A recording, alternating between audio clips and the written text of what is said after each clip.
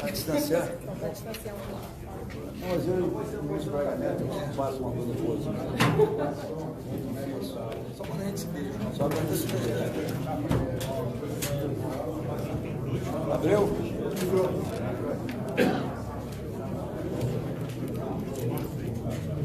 Esse cara aqui, ele é igual o Elton. Lembra do Elton? Trabalhou comigo. Tira foto. Lá no mesmo. A gente vê uma foto dele. Vê com ele, sabe? Mas eu acho que eu tô fora do enquadramento dele. Tô fora, não tô? Tô no enquadramento? Ó, eu vou fazer a abertura aqui, depois eu vou ali pra fora. E aí já pega o início e faz o início.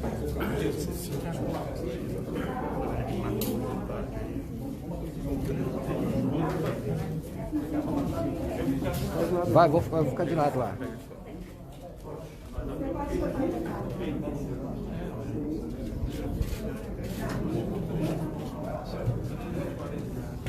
Sabe, só um pouquinho pra lá, pra fazer a live, só em cima. Se quiser não, tá?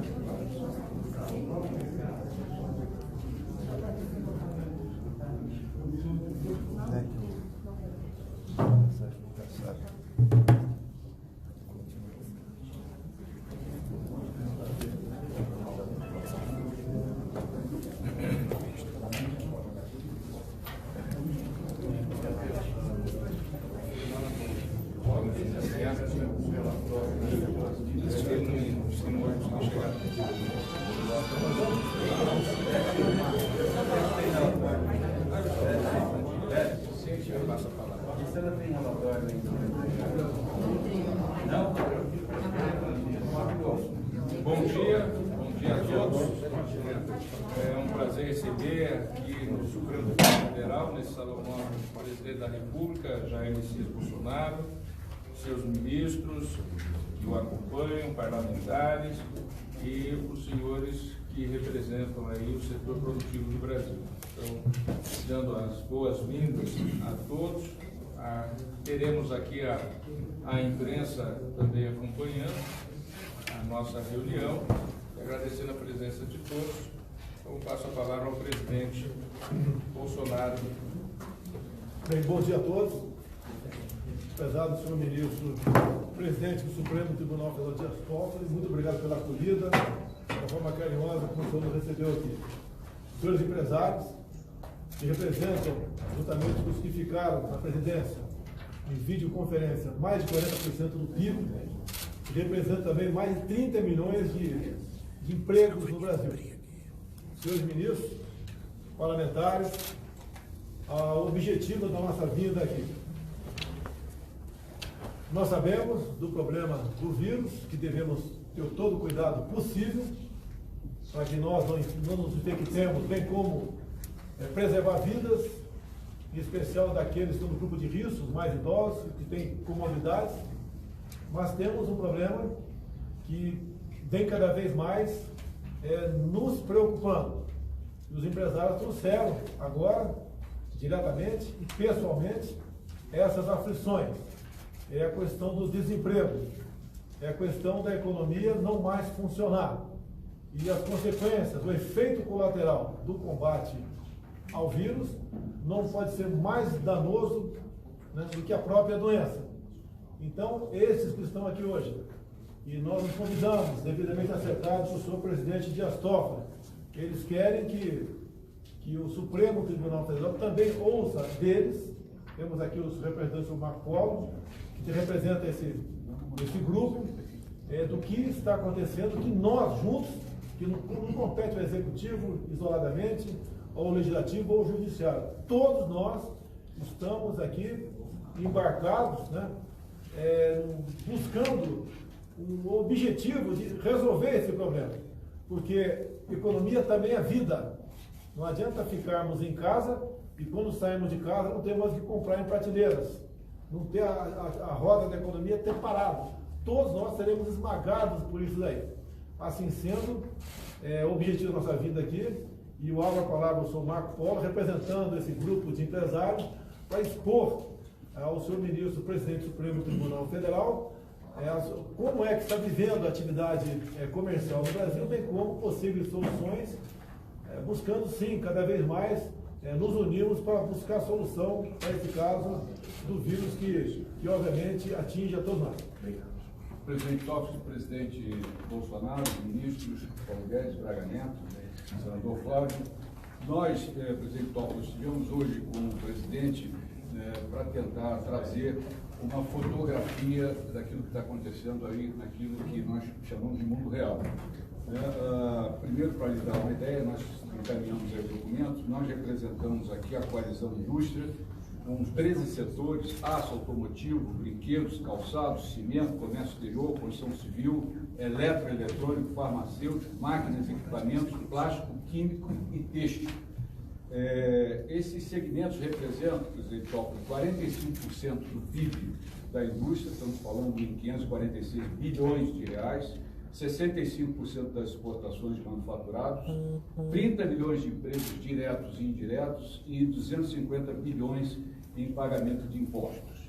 E o que nós trouxemos aqui à presidência, presidente Toffoli, é a constatação de que os segmentos, além da crise da Covid, enfrentam uma crise de demanda que eu classificaria como profunda, severa, fruto, evidentemente, das decisões de fechamento por parte dos estados, de todos a movimentação na ponta, né? Então, nós temos hoje aqui uma situação, eu não vou me estender demais, presidente, mas para lhe dar uma ideia, o setor automotivo tem hoje 26 fabricantes parados, são 65 plantas paradas, 5.200 concessionárias paradas, o setor de máquinas e equipamentos com 47% das suas empresas fechadas, setor de cimento, 22 empresas paradas, e o meu setor aço, nós temos agora 12 altos fornos parados, né? E o mês de abril, presidente, foi o pior mês de venda desde 1995.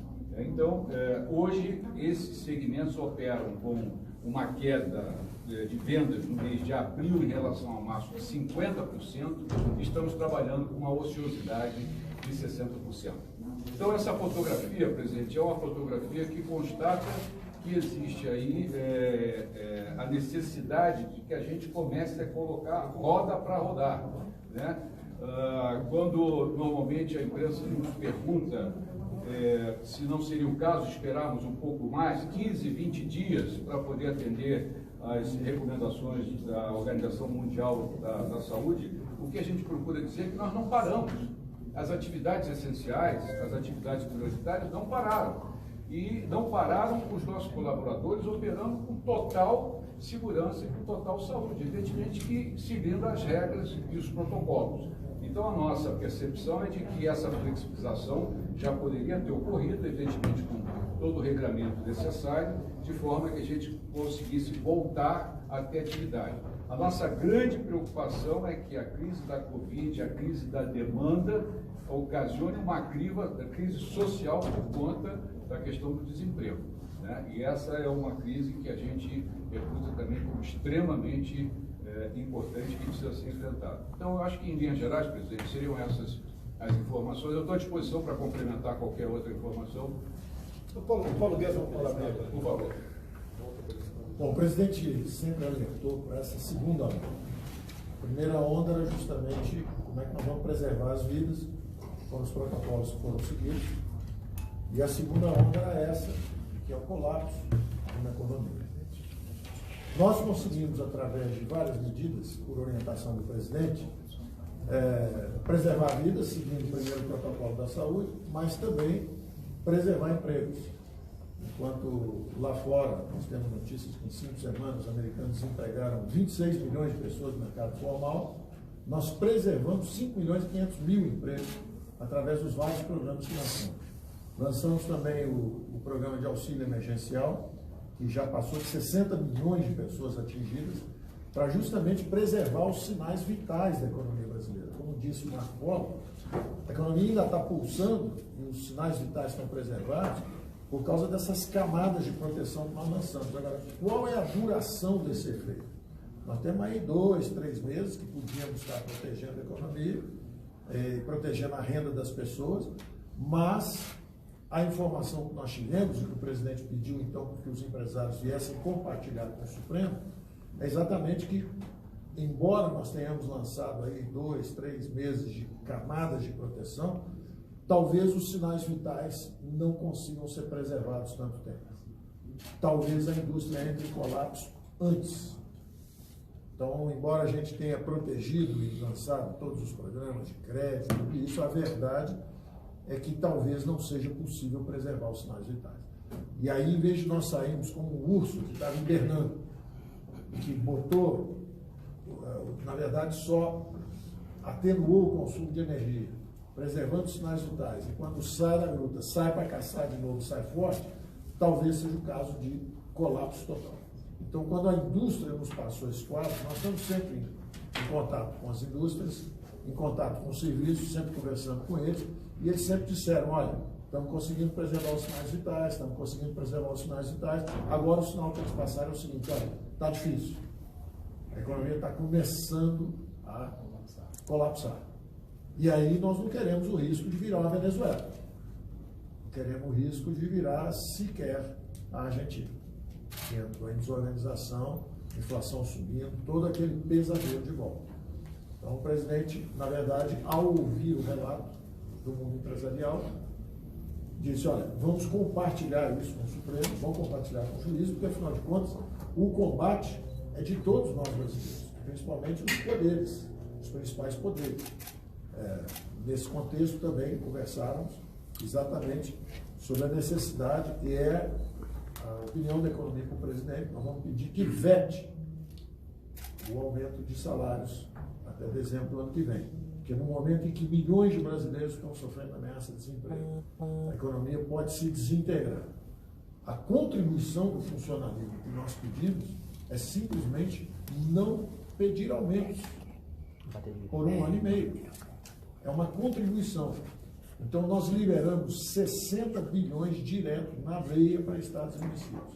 E além disso, se não houver aumento, esse ano e o ano que vem, são mais 130 bilhões. Então, os estados têm capacidade de proteger a população, têm capacidade de rodar a máquina, desde que isso não vire aumento de funcionalismo. Os salários de funcionalismo estão bastante acima, os senhores sabem disso, como empresários, dos salários praticados na indústria brasileira, no comércio. Eles têm estabilidade no emprego, no momento em que milhões de pessoas estão perdendo seus empregos. E o presidente sabe disso, e o presidente, então, nós tínhamos conversado sobre essa necessidade. Agora, há sempre manobras políticas, empurra para cá, empurra para lá. É o jogo normal da democracia. Não estou reclamando em nada do processo democrático. Estou apenas pedindo ao presidente que recorra a uma ferramenta que ele tem, que é de vetar esse aumento, caso ele venha, da Câmara e do Senado. E por uma razão muito simples. É a população brasileira, a opinião pública brasileira que pede essa contribuição. Nós não podemos. Isso é um dinheiro que vai faltar para a saúde mais tarde. Se mais tarde quisermos estender, seja um auxílio emergencial, qualquer coisa, ou se quisermos salvar companhias importantes para o futuro do Brasil, coisas importantes que estão acontecendo, não vão ter esse recurso, que está sendo consumido na hora de uma tragédia. A hora em que o país tem uma crise como essa, a pergunta que sempre fazemos é o seguinte: que sacrifício ou contribuição podemos dar para a nação? E não aproveitar que o gigante caiu e ver o que nós podemos tirar dele. O que nós podemos tirar enquanto o Brasil está caído? Essa não é a atitude correta. A pergunta de sempre é como vamos contribuir e não o que podemos tirar. Então, eu alertei o presidente isso, ouvindo principalmente o relato dos industriais que a economia pode entrar em colapso. O presidente foi o primeiro a alertar para essa possibilidade, sempre disse isso. Então, quando os industriais dizem, olha, ainda temos os sinais vitais preservados. Um pouco mais e nós saímos. E vamos surpreender o mundo de novo. Vamos reativar a economia antes dos outros e vamos sair disso. Então, no momento em que eles endossam esse relato e essa preocupação do presidente, o presidente falou, vamos ao Supremo, vamos levar essa consideração lá, para que todos saibam o que está acontecendo. Meus senhores, complementando aqui, o senhor Marco Polo e o senhor Paulo Guedes, tem um decreto presidencial que define o que são atividades essenciais. O que não está ali ficou a cargo dos governadores e prefeitos, conforme a decisão do próprio Supremo Tribunal Federal, de decidir. E pelo que parece, alguns estados foram um pouco longe, eu digo alguns estados, nas medidas restritivas. E as consequências estão batendo a porta de todos. 38 milhões de informais e autônomos ou perderam a renda ou tiveram essa renda substancialmente reduzida. No parte da formalidade, quem tem carteira assinada, segundo o ministro da Economia me disse agora há pouco, está batendo na casa de 10 milhões de desemprego. Esse número tende a crescer. Por isso, esse grupo de empresários, que não é a primeira vez que eu reuni com a semelhança dos senhores, nos trouxeram essa preocupação. É colapsar a economia.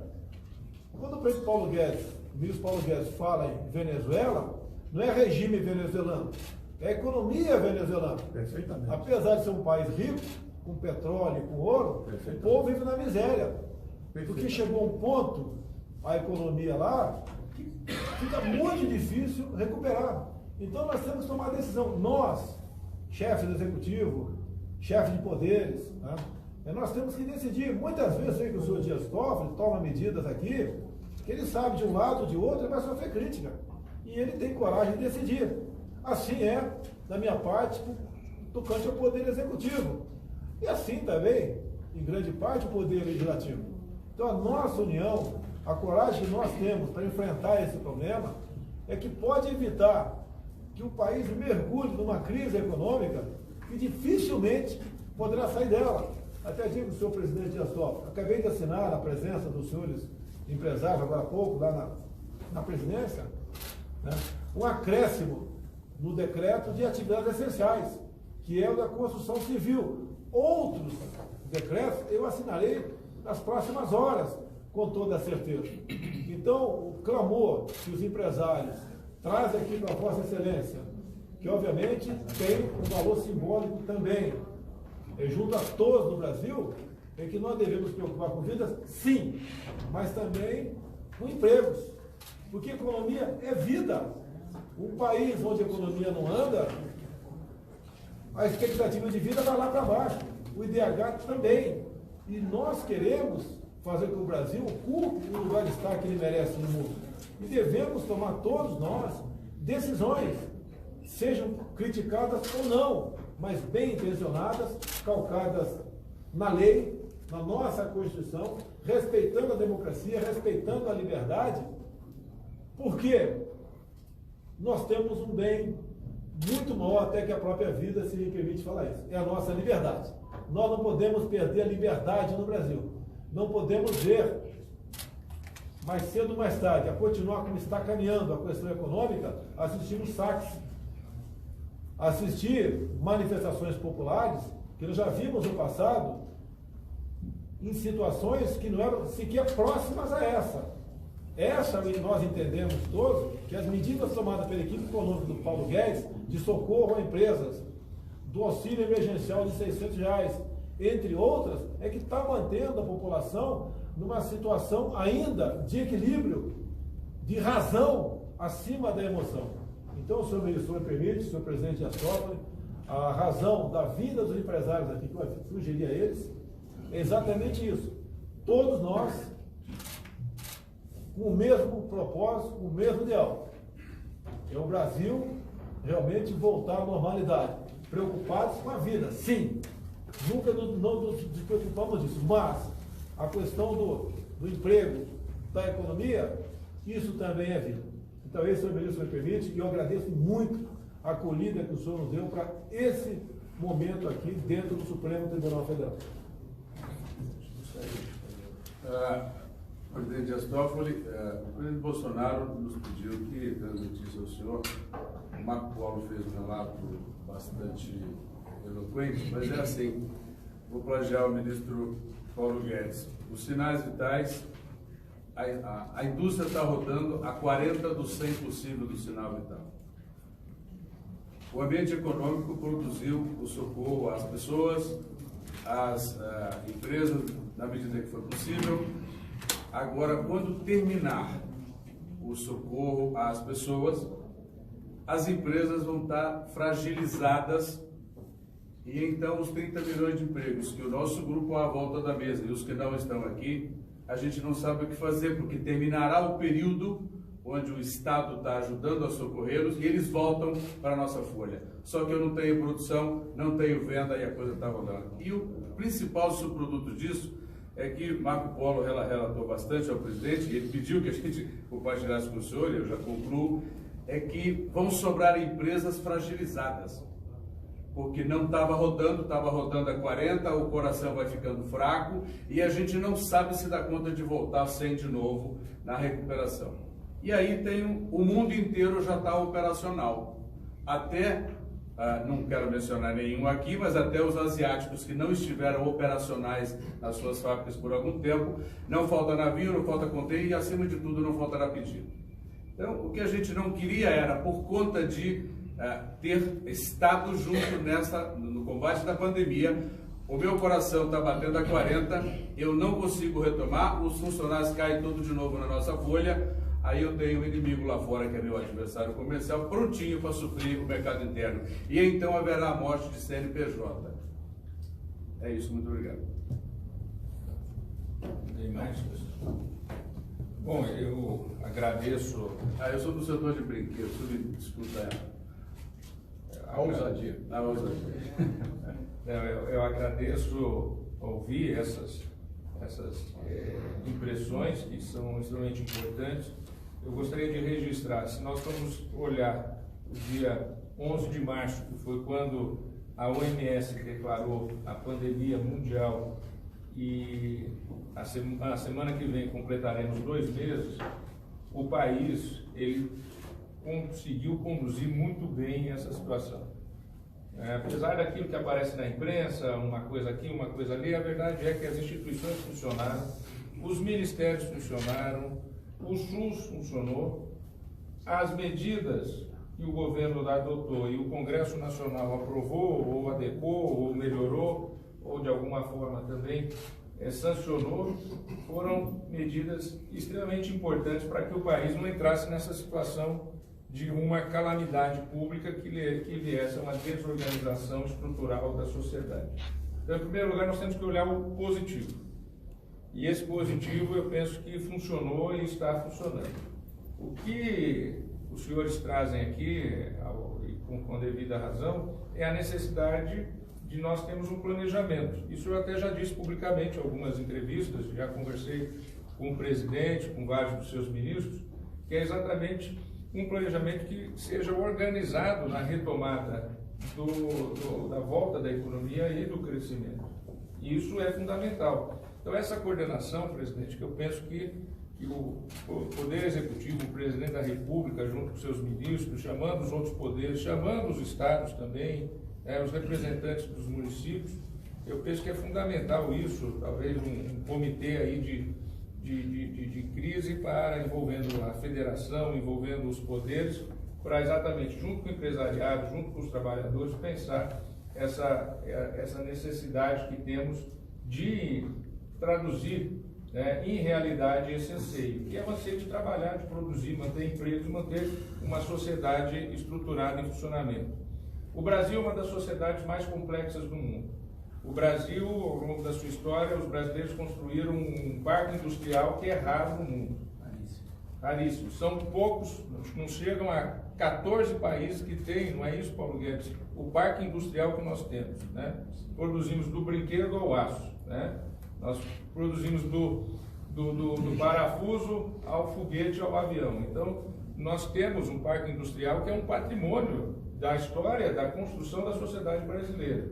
Esse parque industrial da sociedade brasileira, com um sistema financeiro que é sólido, com um sistema de proteção da rede social que é sólido também, com um sistema de saúde que é sólido, é um patrimônio que nós temos que defender, é um patrimônio que nós temos que realmente valorizar e nos orgulharmos desse patrimônio. Então, eu penso que é fundamental esse trabalho de exatamente ter esse diálogo e essa coordenação para que nós possamos pensar exatamente a retomada. Eu também penso que, se nós formos ver as ruas, as pessoas estão saindo das ruas, porque já está chegando uma situação que as pessoas já querem sair. Então, tem que ter essa saída de uma maneira coordenada. Eu penso que é isso. E aí é fundamental uma coordenação com os estados e municípios. Nós temos uma Constituição que garante competências específicas para os entes da federação, né?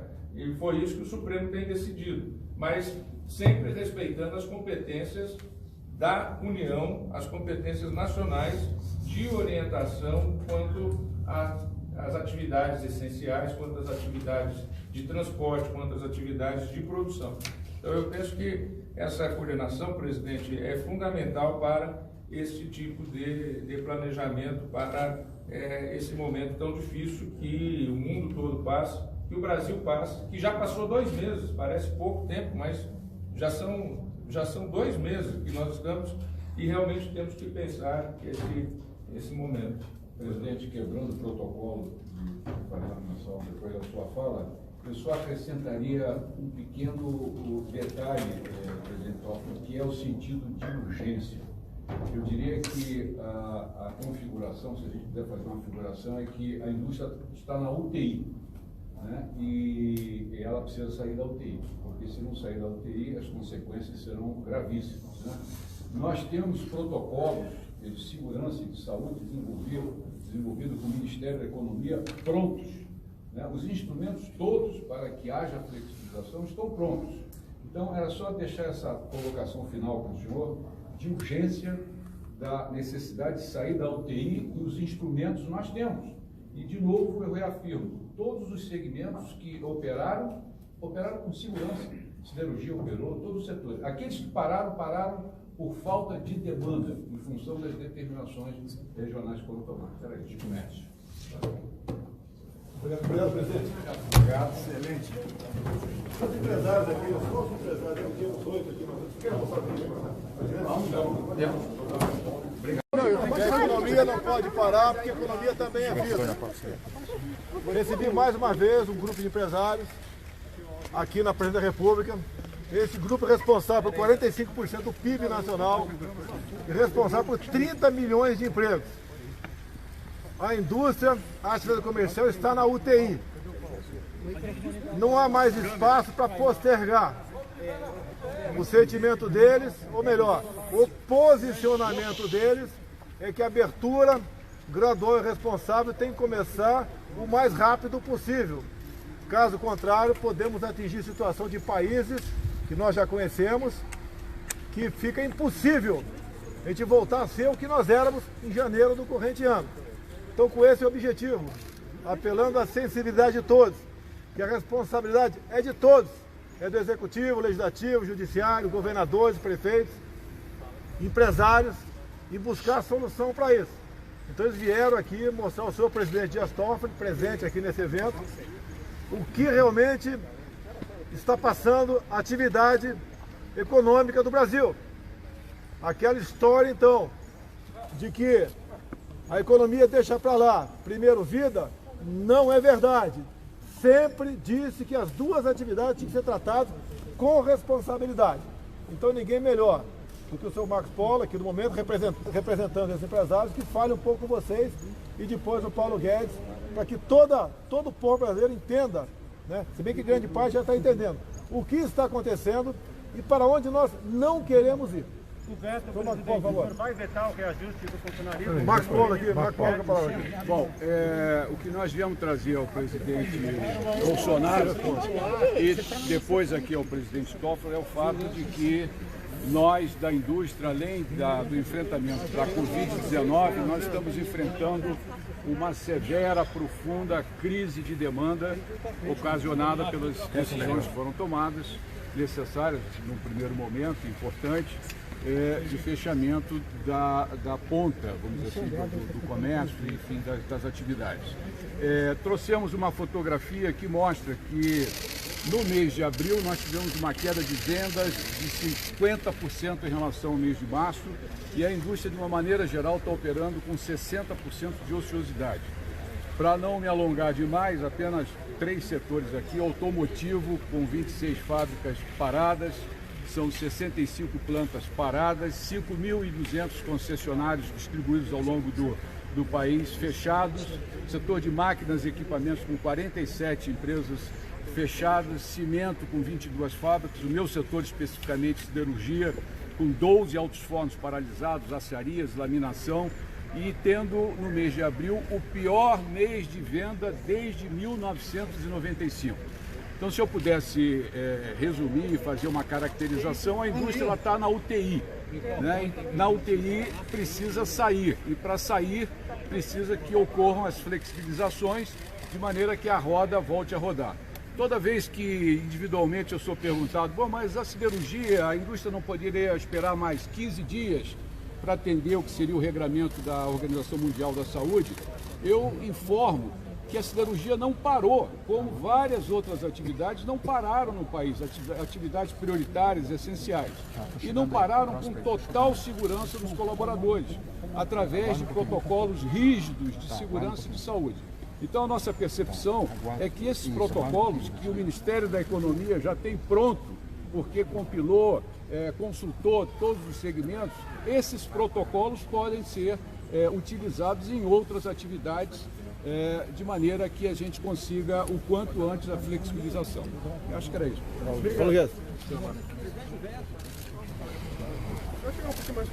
Desde o início da crise, o presidente nos alertou para salvar vidas e proteger os empregos, preservar os empregos.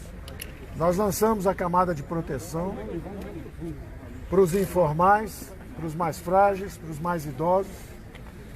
E essa camada de proteção, temos aí 3, 4 meses que a população brasileira tem meios de subsistência.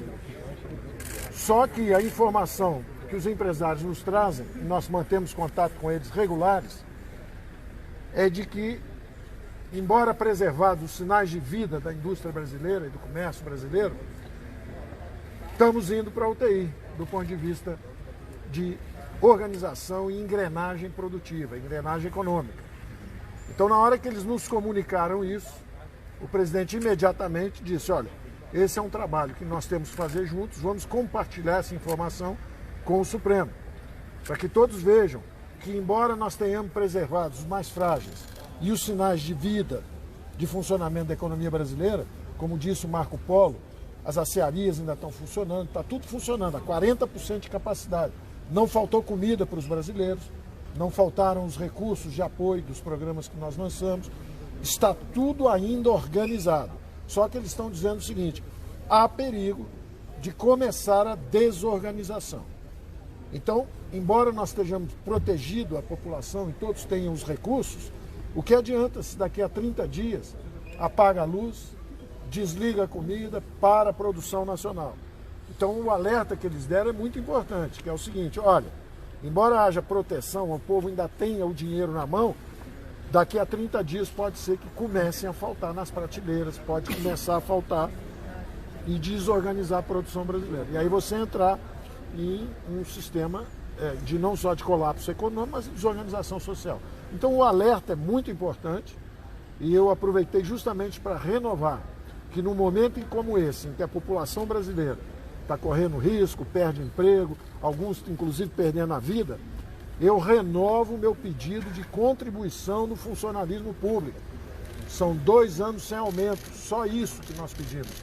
Eles têm estabilidade de emprego, eles têm salários acima da iniciativa privada e com 2 anos sem aumento, estamos falando de 130 bilhões de reais que poderiam ser usados justamente em outras atividades. Poderiam ser usados para preservar vidas, poderiam ser usados às vezes para estender um programa social qualquer, E não é justo que num momento como esse, dramático da população brasileira, e a opinião pública pede isso, quer isso, eu acho que é uma oportunidade que o Congresso teve, e como o Congresso aprovou algumas coisas que são muito importantes, como a descentralização dos recursos para Estados e municípios, mas não fechou essa porta para esses aumentos, eu estou sugerindo ao presidente da República que vete, que permita que essa contribuição do funcionalismo público seja dada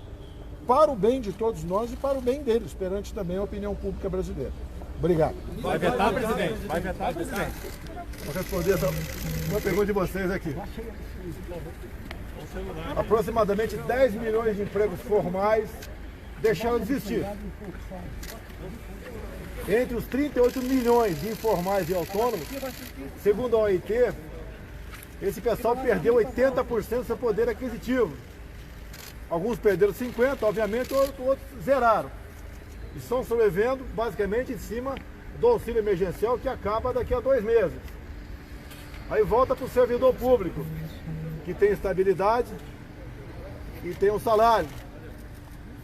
Há pouco, uma proposta do presidente da Câmara era de cortar 25% para todo mundo. Paulo Guedes decidiu que poderia ser menos drástico. Apenas fazer que até dezembro do ano que vem não tivesse no reajuste. E assim foi combinado, assim foi acertado. O parlamento entendeu que certas categorias poderiam ter reajuste. O que nós decidimos? Eu sigo a cartilha de Paulo Guedes na economia. E não é de maneira cega não, é de maneira consciente e com razão. E se ele acha que deve ser vetado esse dispositivo, assim será feito. Nós devemos salvar a economia, porque a economia é vida. Certas medidas minhas, obviamente, não agradam o setor de sociedade. Mas eu sou chefe do executivo para tomar decisões.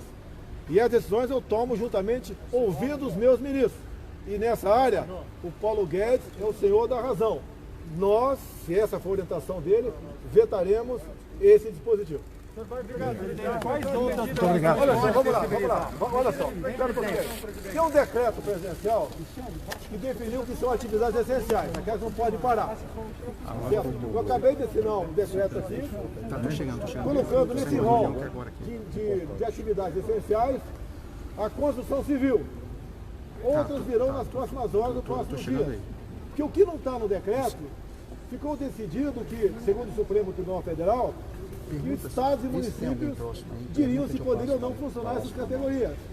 Então alguns estados, alguns, não estou brigando com ninguém, pelo amor de Deus, tá? No entendimento de muita gente, dos empresários, o Marco Paulo que está aqui, exageraram. É comum acontecer, faz parte da razão do ser humano. Então nós vamos começar a colocar mais categorias essenciais para nós podermos abrir com responsabilidade e observando as normas do Ministério da Saúde, de modo que cada vez mais rápido nós possamos voltar à atividade normal. Caso contrário, depois da UTI, tá, é o cemitério. E não queremos isso para o nosso Brasil. Tá bom, presidente? Vamos embora.